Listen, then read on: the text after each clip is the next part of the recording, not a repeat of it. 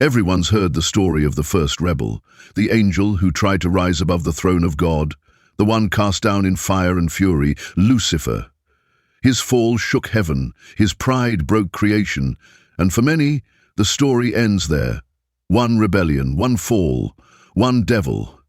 But what if I told you that wasn't the end? What if Lucifer was only the beginning? The Bible speaks of other angels, ones who didn't fall out of pride, but out of desire. Not in the dawn of creation, but after. Long after Satan fell, other angels made a choice, a terrifying, forbidden choice. They didn't rise up against God, they didn't storm the heavens, no, they descended, came down to earth, took human wives, birthed giants, and taught mankind secrets that were never meant to be known. These were the Watchers. Their story is buried in ancient texts, hidden in the shadows of Genesis and fully exposed in the Book of Enoch. But even more disturbing, some say their fall is not yet over, that other angels, even now, are being tempted, being deceived, and falling in ways we have yet to understand. This is the side of the war few talk about, not just Lucifer versus Michael, but a cascade of cosmic rebellions, some ancient, some recent, and some still unfolding. In this video, we'll explore the angels who fell after Satan, what the Bible and ancient texts really say, and why their fall may be connected to the world you live in today. If you thought the war in heaven was over, think again. The greatest fall might still be happening. Long before mankind ever drew breath, long before the first tree rose in Eden or the stars danced above the earth, there was a kingdom, perfect, ordered, radiant with glory, and in that kingdom stood one angel, brilliant, beautiful, blameless, until the day pride was found in him. His name was Lucifer. In Ezekiel 28, he's called the anointed cherub that covers, crafted with precious stones, full of wisdom, perfect in beauty. Isaiah 14 calls him the morning star, the son of the dawn. But then a thought entered his heart. I will ascend to the heavens. I will raise my throne above the stars of God. I will make myself like the Most High. In a realm where only one throne could exist, Lucifer desired a second. That desire sparked the first war in heaven. Revelation 12 says, "There was war in heaven, Michael and his angels fought against the dragon, and the dragon and his angels fought back." Lucifer was not alone. He deceived a third of the angels in heaven, not with violence, but with vision. A vision of power, of freedom from divine order. And they fell with him, cast out, stripped of glory, and bound to the lower realm. But here's what many forget. That rebellion marked the first fall, not the last. Lucifer became Satan, his angels became demons, or so the story goes. But Scripture gives us hints that other rebellions followed, because not all fallen angels fell at the same time. Some fell later, some fell differently. Some may not have fallen yet, but are being tempted even now. You see, Satan's fall was rooted in pride, but what came next was something far stranger. A second wave of rebellion, angels who didn't try to rise above heaven, but rather who chose to descend to earth, to cross a boundary, to abandon their station, and in doing so unleash a corruption far more intimate and far more destructive. These weren't Lucifer's army. They were something else, and their story is where things get dark. Not all angels fell in defiance. Some fell in desire. While Lucifer tried to ascend, the Watchers did the opposite. They descended, willingly. The Book of Enoch, an ancient text once cherished by early Christians, tells of a second rebellion, one that occurred after Lucifer's fall. It begins on Mount Hermon. There, 200 angels made a pact. Their names are barely known today. Semjaza, their leader, Azazel the corrupter, and others, forgotten by history but remembered in judgment. Their sin, they looked upon human women and desired them. Genesis 6 hints at this moment. The sons of God saw that the daughters of men were beautiful, and they took them as wives. But Enoch fills in the gaps. These angels didn't just take wives. They fathered giants, the Nephilim, beings of great power and unnatural stature. And that wasn't all. These angels shared forbidden knowledge, weapons of war, potions and enchantments, sorcery and seduction, astronomy and astrology, knowledge that wasn't meant for man. In essence, they accelerated mankind's corruption, taught us how to destroy one another. They didn't fall from heaven in a blaze of glory. They walked down in silence and sowed chaos from within. God's response was swift. According to Enoch, the archangel Raphael was sent to bind Azazel. The rest were imprisoned in a place called Tartarus, a deep abyss beneath even Sheol. Peter refers to this in the New Testament. God did not spare the angels when they sinned, but cast them into Tartarus and committed them to chains of gloomy darkness. These watchers weren't part of Satan's initial rebellion. They had a different purpose and a different punishment. Their children, the Nephilim, were wiped out in the Great Flood, or so we think. Some say their spirits live on as demons, disembodied, cursed, and bitter. Others say remnants of their bloodline reappeared in Canaan, in Goliath, in dark shadows of human history. But here's what makes the Watchers truly terrifying. They weren't tricked. They weren't deceived. They chose. They saw the daughters of men. They saw the earth, and they turned from heaven, not in rage, but in hunger. This was not a fall of pride like Lucifer. It was a fall of passion, of crossing a divine boundary. They had their place in heaven, and they left it. Jude chapter 1 verse 6 confirms this. And the angels who did not stay within their own domain, but abandoned their proper dwelling, these he has kept in eternal chains under darkness. Let that settle in. Angels who abandoned their post, who walked away from eternity for momentary pleasure. They were watchers, guardians, meant to observe, but they became invaders, and the damage they caused still lingers in whispers, ruins, and forgotten verses. Lucifer's fall may have sparked the first rebellion, but the Watchers brought heaven's war into our world, and they were not the last. Lucifer fell in the beginning, the Watchers fell before the flood, but according to Scripture, another fall may still be coming. In Revelation 12, John sees a vision of war in heaven. Then war broke out in heaven. Michael and his angels fought against the dragon, and the dragon and his angels fought back. But he was not strong enough, and they lost their place in heaven. Many believe this describes Lucifer's ancient rebellion. Nobody passes from hell, but others see something else. A future conflict, a war not in the distant past, but at the edge of the end times, a final purge. Could it be that some angels, even now, stand at a crossroads, not yet fallen, but wavering, not in chains, but compromised?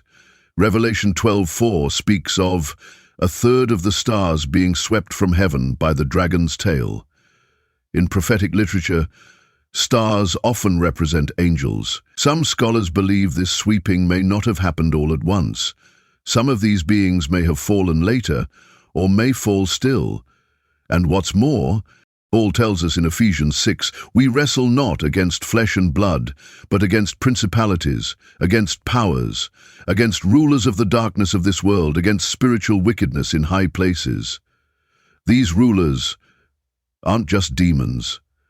The Greek term archai refers to angelic authorities, spiritual beings still in elevated realms, meaning some of the enemy's forces are still above us, still operating from their thrones, still influencing nations, but one day they too will fall.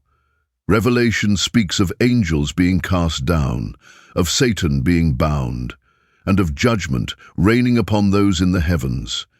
Could this be the third fall, a final descent of corrupted powers yet to be cast down, a fall that begins not with open rebellion, but with compromise?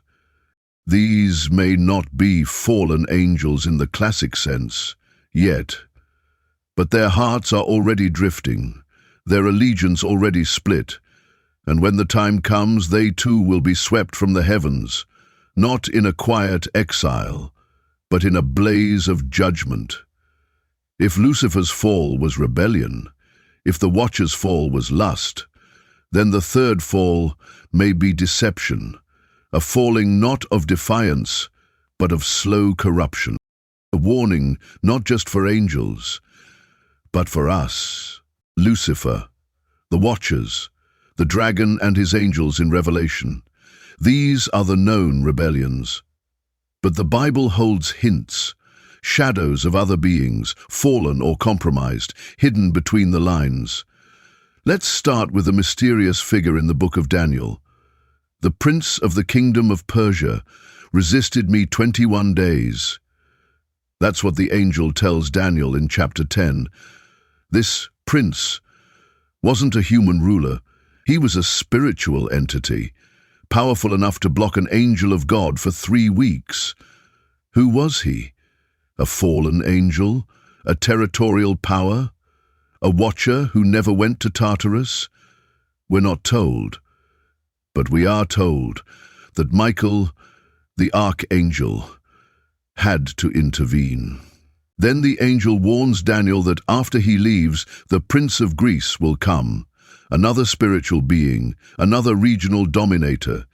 This opens a startling possibility, that certain angels, though not imprisoned, are corrupted. Rulers over empires, influencers of kings, not cast out of heaven like Lucifer, not bound like the Watchers, but still active, still empowered, and still working against God's plan. In Job 4, Eliphaz the Temanite speaks of a spirit, "Shall mortal man be more just than God? Behold, he put no trust in his servants, and his angels he charged with folly. Even in ancient wisdom there was a whisper, not all angels are trustworthy." Paul echoes this in 2 Corinthians 11:14.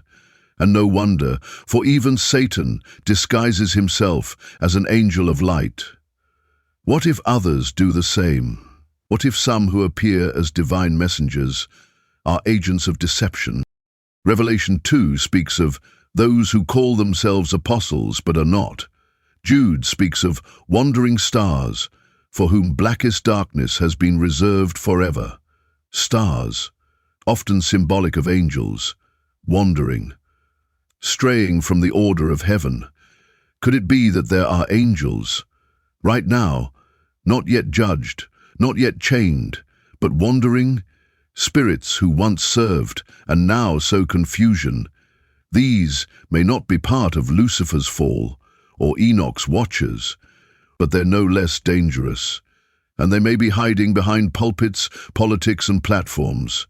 Not every being with wings serves the light, and not every message from the heavens is from God. You might ask, why does any of this matter? Why spend time exploring ancient rebellions, forgotten angels, and hidden spiritual wars? Because these aren't just old stories, they're current threats. The Bible makes it clear. We wrestle not against flesh and blood. You're not just fighting temptation, not just wrestling fear. You're in a battle against spiritual forces that fell long ago, and some that are still falling.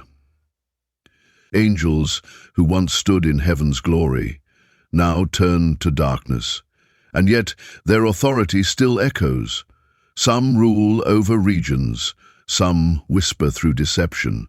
Some mimic the divine, posing as light while leading millions into confusion. The fallen Watchers didn't just corrupt humanity with knowledge, they corrupted us with power. They taught mankind to kill, seduce, enchant, and dominate. They gave us war, and those teachings, still embedded in cultures, still pulsing through ideologies. The Lucifer's rebellion was pride. The Watchers fell through lust. The future fall may be compromise, a slow drifting from truth until nothing sacred remains. That's why this matters. Because we're not just passive observers in this war, we are targets. And for many, we're also participants. Some unknowingly follow fallen voices, voices that sound good, but lead to ruin. Jesus warned us, many false prophets will appear and deceive many. Paul wrote, even if an angel from heaven should preach a different gospel, let him be cursed. Think about that. Even an angel. Why would Paul need to say that unless he knew some would try? We often imagine spiritual warfare as demons in the dark. But what if the real danger is in angels that still shine, but speak lies? Beings who wear light, but serve rebellion. That's the terrifying beauty of the truth. That the enemy doesn't always look like the enemy. And that even heaven has had its share of betrayal. You see? These stories aren't ancient warnings. They're current intelligence. And those who understand the patterns of past falls can discern the deceptions of the present. So, stay sharp. Stay grounded. Because not all the angels have fallen yet, but many are close. So now you know. Lucifer wasn't the only one. The war in heaven didn't end with a single fall. It echoed, multiplied, shifted from realms above into the world below. Some angels fell in pride, others fell in desire. Some are falling now, seduced by power, corrupted by compromise. And the truth is, you are caught in the middle. You were born into a battlefield, not one of bombs and bullets, but of lies and light. The same angels who rebelled long ago, their influence lingers still, in systems, in voices, in spiritual strongholds that twist truth into confusion. That's why you must know this, because the greatest deception is the one you never saw coming. Not every being that claims to be divine serves the Most High. Not every spirit that performs signs speaks from heaven. But here's the good news. You're not powerless. The God who cast out Lucifer, the God who bound the Watchers, the God who will cast down every throne raised in rebellion, He is with you. If you walk in truth, if you seek wisdom, if you armor yourself with discernment, then no fallen being, no false light, no whisper in the dark can overcome you. The war isn't over. But you were never meant to watch from the sidelines. You were made to stand. So stand in truth, because the next fall might not happen in heaven, it might happen here. Thank you for watching and walking through these ancient truths with us. If you found this video meaningful, if it stirred something in your spirit, please like, share, and subscribe to Sacred Wisdom. We release videos every week that uncover the hidden layers of scripture, history, and spiritual reality. May God be with you. May He guide your steps, sharpen your discernment, and keep your heart anchored in light. No matter how dark the world becomes.